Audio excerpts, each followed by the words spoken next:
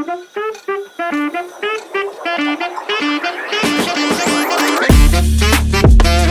Krishna, welcome to channel the way of law.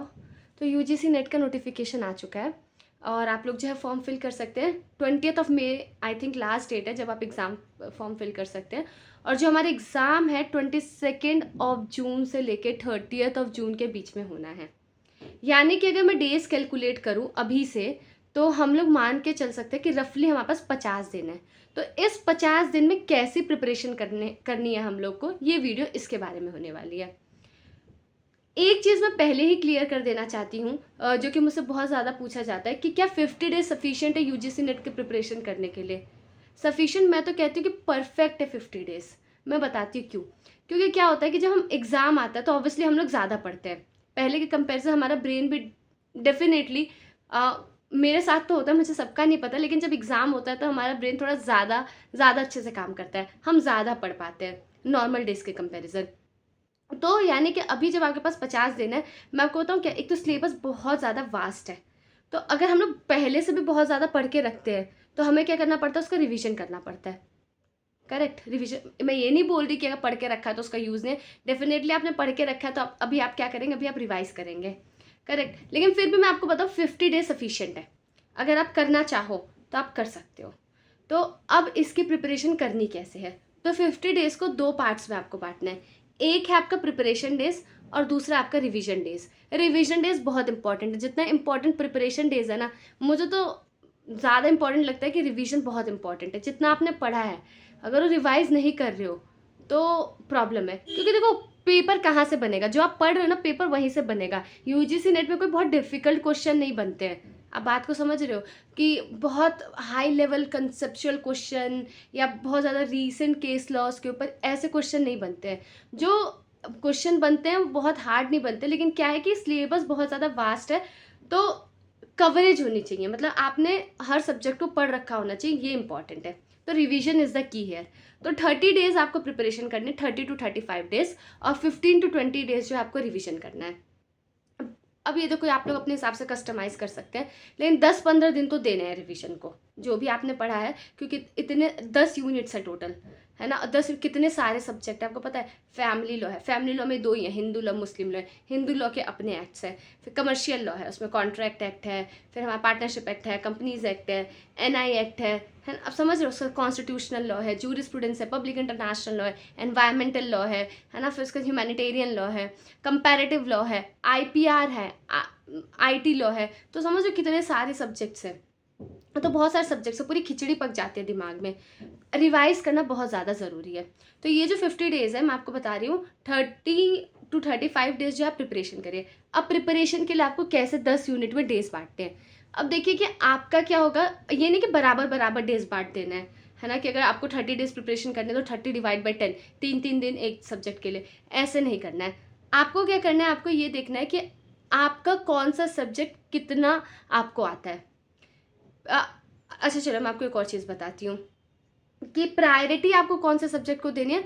अगर आप पिछले साल के पेपर देखोगे तो उससे आपको पता चल जाएगा। जैसे कुछ सब्जेक्ट्स हैं उसमें से क्वेश्चन ज़्यादा आते हैं, जैसे कॉन्स्टिट्यूशनल लॉ हो गया, है ना। और फिर public international law, jurisprudence, family law, मतलब इन सब से थोड़े क्वेश्चंस कम आते हैं। कुछ सब्जेक्ट ऐसे हैं जिससे कि हमारे क्वेश्चंस थोड़े कम बनते हैं। तो मैं आपको ये चीज़ बता रही हूँ कि आपको छोड़ना कुछ भी नहीं है। मैंने आपको क्या बोला, मतलब प्रायोरिटाइज किसे करना है। मतलब जब आप प्रिपरेशन शुरू करेंगे तो पहले कौन से सब्जेक्ट के साथ शुरू करना है। तो वो सब्जेक्ट्स जिनसे पास्ट ईयर में ज़्यादा पेपर्स पूछे गए हैं, आप शुरुआत उनसे कर सकते हैं, लेकिन कवर सब करना है। क्योंकि जो एग्ज़ाम है, मैं पहले ही बता रही हूँ, अगर आप पास्ट ईयर पेपर्स को देखोगे तो आपको एक क्लियरली इस चीज़ का आइडिया लग जाएगा, this exam is majorly about coverage, कि आप कितना कवर कर कर जा रहे हैं। सही में कुछ बहुत डीप कंसेप्चुअल नहीं पूछ लेंगे। आप देखोगे ना, जो माइनर लॉज है उसमें क्या कर, जितने भी हमारे माइनर लॉज है उसमें वो लोग जो क्वेश्चन पूछते हैं ना, बहुत डीप नहीं पूछते हैं। मतलब अगर आपने जस्ट पढ़ रखा है ना तो यू कैन आंसर। तो वही, लेकिन क्या करना पड़ेगा, आपको पढ़ना पड़ेगा। Coverage is very important in this exam. और सिर्फ पढ़ के नहीं होगा, क्योंकि कुछ ऐसे सब्जेक्ट्स हैं जो कि हम कॉलेज टाइम में, कॉलेज डेज पे हमने उस पर इतना ध्यान नहीं दिया होता है। और एलएलएम हम सबका अलग अलग होता है। और यूजीसी नेट का जब एग्ज़ाम दे रहे हैं तो ज़रूरी नहीं है कि कोई पढ़ाई के टच में ही है। बाकी एग्ज़ाम्स की तरह नहीं है, क्या पता किसी ने पढ़ाई छोड़ दी हो या फिर डिफरेंट डिफरेंट चीज़ें होती हैं, या फिर कोई जुडिशरी का प्रिपरेशन कर रहा होता है, तो सबका अपना बैकग्राउंड रहता है यहाँ पे। तो अब आपको क्या करना है, आप प्रायोरिटाइज उन सब्जेक्ट को कर सकते हो जो कि ज़्यादा पूछे गए। जैसे मैंने आपको बता दिया, कॉन्स्टिट्यूशनल लॉ है ना, family law, public international law, jurisprudence, contract act, तो इन सबसे क्वेश्चन थोड़े ज़्यादा बने हैं। तो किसी साल कुछ भी पूछ लेते हैं, ये मतलब वो तो हम एक अपने पढ़ने के लिए हम लोग एक ट्रेंड को देख रहे हैं, वरना कभी भी किसी भी पेपर से ज़्यादा सवाल पूछे जा सकते हैं। ठीक है, ये बात दिमाग में रखिएगा, क्योंकि कंपटीशन है, कुछ तो करना पड़ेगा। ये बहुत डीप कंसेप्चुअल क्वेश्चन नहीं पूछेंगे। लोग क्या करते हैं, कभी किसी सब्जेक्ट को प्रायोरिटी दे देते हैं, कभी किसी सब्जेक्ट को प्रायोरिटी दे देते हैं। करेक्ट। तो ये किसका मतलब, इस बात को ध्यान रखना है, आपको कवर सब करना है। मैंने क्या कहा है, मैंने कहा बस प्रायोरिटाइज करने वाली बात कही है, लेकिन कवर सब करना है। अच्छा, दूसरी इंपॉर्टेंट बात कि कौन से सब्जेक्ट को कितने दिन देने हैं, ये आपको कैसे डिसाइड करना है। तो ये डिपेंड करता है कि आपको कौन सा सब्जेक्ट आता है। जैसे आप हैं कि आपका स्पेशलाइजेशन है कॉन्स्टिट्यूशनल लॉ में, तो आप उसे कम दिन दे सकते हो। आप समझ रहे हो इस चीज़ को। और आपको ये कैसे पता चलेगा आपको सब्जेक्ट आता है कि नहीं, कि कभी कभी हमें लगता है हमें सब्जेक्ट आता है, लेकिन हमें नहीं आ रहा होता है। तो वो जो PYQs होते हैं ना, आप PYQs देखिए और फिर उस पर्टिकुलर सब्जेक्ट का देखिए, है ना। बहुत सारी बुक्स आती हैं, उन बुक्स को आप लोग दे, सिंगर्स की बुक हो गई, अमलानी का बोरा हो गई, तो इसमें क्या रहता है कि टॉपिक वाइज हमारे रहते हैं क्वेश्चंस। ठीक है, previous questions topic wise segregated रहते हैं। तो आप उसमें से देखिए कि आप कितने, मतलब क्या आपका परफॉर्मेंस है वहाँ पे, उस हिसाब से डिसाइड करिए कि आपको सब्जेक्ट कितना आता है कितना नहीं, और उसके हिसाब से उसे पढ़ने की स्ट्रेटेजी बनाइए। अच्छा, जब आप पढ़ने जा रहे हैं, देखिए जब आप UGC नेट का एग्ज़ाम दे रहे हैं, तो इतनी एक्सपेक्टेशन रहती है कि आपको एक जो भी आपका सब्जेक्ट है, आपको एक मतलब बेसिक आइडिया होगा, बहुत बेसिक आइडिया, मतलब आपको पता होगा कि हाँ ये सब्जेक्ट है, इसमें ये होगा। मैं ये नहीं कह रही कि आपको मतलब पूरा याद ही होगा, वो तो नहीं होता ऑब्वियसली, लेकिन आपको जस्ट एक बेसिक आइडिया होगा। तो आप क्या कर सकते हैं, आप क्वेश्चन देख सकते हैं, मतलब आपको क्वेश्चन समझ आ जाएगा। मैं ये कहना चाहती हूँ कि अगर आप एक बार क्वेश्चन देखेंगे ना, क्योंकि आपने ऑलरेडी आप उन सब्जेक्ट्स के बारे में अवेयर तो है ना, तो आप जब उन सब्जेक्ट के क्वेश्चंस देखोगे ना, तो आपको पता लग जाएगा। तो जब आप क्वेश्चन देखना, फिर सबसे पहले पढ़ने से पहले आपको क्वेश्चन देखना है। उस क्वेश्चन को जब आप देखोगे तो आपको काफ़ी चीज़ें क्लियर हो जाएंगी कि आपको सब्जेक्ट कितना आता है। पहली चीज़, ज़्यादा टाइम नहीं लगेगा, कोई बुक ले लेना है ना, और कि या फिर किसी से आप बोरो भी कर सकते हो, जैसे आपको लगे बुक ले लो और आराम से, या फिर कुछ वीडियोस, कुछ चैनल्स भी होते हैं, कुछ वीडियोस भी होती है जो कि टॉपिक वाइज बताते हैं। हम भी वैसे प्रीवियस क्वेश्चन चैनल पे सॉल्व कर रहे हैं, आप लोग देख सकते हैं, और हमने काफ़ी वन शॉट्स भी निकाले हैं, तो आप लोग देख सकते हैं, है ना। और इन द प्रोसेस हम लोग मतलब काफ़ी वीडियोस अपलोड करेंगे जो कि नेट के लिए हेल्पफुल है। तो आप क्या करो, क्वेश्चंस देखो, उससे आपको एक क्लैरिटी होगी कि आपको सब्जेक्ट कितना आता है, मोस्ट इंपॉर्टेंटली। सेकेंडली, आपको ये पता चलेगा कि उस सब्जेक्ट को पढ़ना किस तरीके से, क्योंकि ये बहुत इंपॉर्टेंट है। सेम सब्जेक्ट जो है अलग तरीके से पढ़ना होता है। अगर आप कॉलेज एग्जाम के लिए प्रिपेयर कर रहे हैं या आप जुडिशरी के लिए प्रिपेयर कर रहे हैं, है ना, सेम ही सब्जेक्ट है, लेकिन प्रिपरेशन उसकी क्या होगी, अलग होगी। आप क्लैट के लिए पढ़ रहे हैं तो अलग प्रिपरेशन चाहिए, UGC नेट के लिए पढ़ रहे हैं तो अलग प्रिपरेशन चाहिए। तो आपको क्या करना है, पहले क्वेश्चन देखना है, उसके हिसाब से डिसाइड करना है। और जो सब्जेक्ट आपको आता है, और आप क्या करिए, उसके PYQs को सॉल्व करिए। सीधे क्या करिए, जब आप सब्जेक्ट प्रिपेयर करिए तो आप लोग सीधा, अगर आपको लगता है कि सब्जेक्ट 70 to 80% आपको आता है, तो आप सीधा PYQs ही बस उसे सॉल्व करिए। PYQs के थ्रू ही उस सब्जेक्ट को याद करिए, अलग से लेके पढ़ने की ज़रूरत नहीं है। अब कुछ मैं मिस्टेक्स आपको बताने वाली हूँ जो कि अवॉइड करना है इन 50 डेज। सबसे पहली गलती ये है कि स्क्रैच से नहीं शुरू करना है। बुक लेकर, मतलब स्क्रैच से लेकर नहीं शुरू करना है, मतलब कॉन्स्टिट्यूशन है तो एकदम आप चले गए उसके हिस्ट्री में, ऐसे ऐसे करके नहीं करना है। डायरेक्ट प्रोविजंस पे ध्यान दीजिए, और उन्हीं प्रोविजंस पे ध्यान दीजिए जो कि आपका सिलेबस में यूनिट सिलेबस है ना UGC नेट का, उसका प्रिंट आउट निकालिए या नोट डाउन कर लीजिए, उसे देखो और उसके हिसाब से उन्हीं टॉपिक्स को करो, क्योंकि ये तो ओशियन है, कहाँ डुबकी लगाओगे, नहीं हो सकता है ना। तो आप देखिए क्या क्या आपके सिलेबस में है, उतना ही पढ़िए। सबसे पहली चीज़ ये करनी है। आपको क्या करना है, आपको एलिमिनेशन पे ध्यान देना है कि आप कितनी चीज़ें कट डाउन कर सकते हैं, क्योंकि अगर देखोगे कि कितना पढ़ सकते हो तो उसका तो कोई मैच ही नहीं है। तो आपको देखना है कि अब क्या क्या चीज़ें आपको नहीं पढ़नी, क्या क्या चीज़ें आप एलिमिनेट कर सकते हैं, पहली चीज़ वो करनी है। दूसरी इंपॉर्टेंट चीज़ आपको ये करनी है, प्लीज़ ध्यान से सुनिएगा इन चीज़ों को जो मैं बता रही हूँ। सही में हम लोग ये गलती करते हैं, और फिर 1-2 सब्जेक्ट तक सब्जेक्ट्स में हमारा एंथुसियाज्म रहता है, उसके बाद नहीं रहता। और फिर कुछ सब्जेक्ट्स होते हैं जो कि हमें पढ़ने का मन नहीं करता। जैसे मुझसे बहुत स्टूडेंट्स कहते हैं कि हमें कॉन्स्टिट्यूशन नहीं वापस से लेके पढ़ना है। आई अंडरस्टैंड, क्योंकि हम इतनी बार पढ़ते हैं, तो उसको आप किस तरीके से पढ़िए, थोड़ा उसको ना मतलब थोड़ा आप ऐसे पढ़िए कि आपको मज़ा आए थोड़ा सा। जैसे आप क्या कर सकते हैं, PYQs के थ्रू आप उसे पढ़ सकते हैं।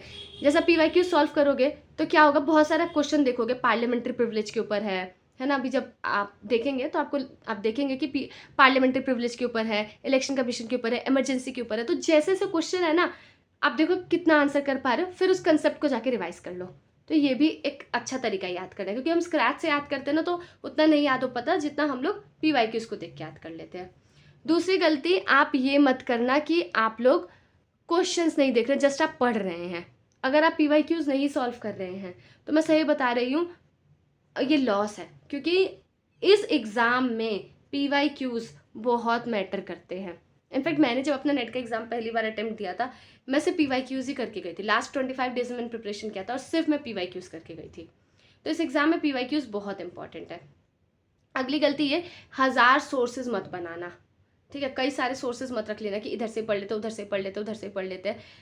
एक कोई सोर्स, एक कोई मटेरियल पे फिक्स रहिए। हाँ, ऐसा हो सकता है कि हमें इस कंटेंट से हम लोग पढ़ रहे हैं, फिर हमें लगेगा कि नहीं नहीं, हम इस चैनल पे भी देख लेते हैं, या फिर यहाँ से पढ़ लेते हैं, यहाँ पे थोड़ा सा एक्स्ट्रा कंटेंट है। थोड़े से एक्स्ट्रा कंटेंट के चक्कर में आप लोग जो है बहुत टाइम वेस्ट कर रहे हैं, है ना। ज़रूरी नहीं है कि वो आएगा, आप समझ रहे हो, तो बहुत वास्ट है ना, कोई लिमिट ही नहीं है कि आप क्या क्या पढ़ सकते हैं, क्या क्या नहीं पढ़ सकते हैं।